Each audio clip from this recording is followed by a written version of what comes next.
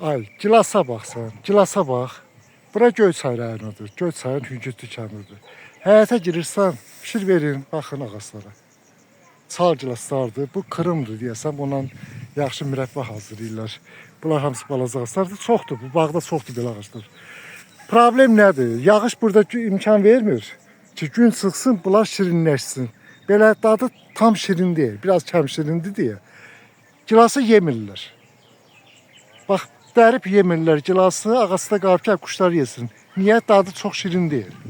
Amma Bakıda bu gilası kilosu bilmirəm. İndi bu dəqiqə neçədir? Araz marketdə, Bravoda, ümumiyyətlə küçədə, piştaxtalarda neçədir? 9-10 manat olar da.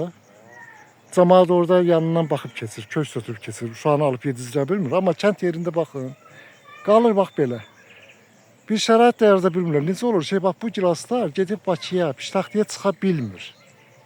Ağaclarda batır, amma orada niyə bu 9-10 manata satılır? Bax, maraqlısı budur.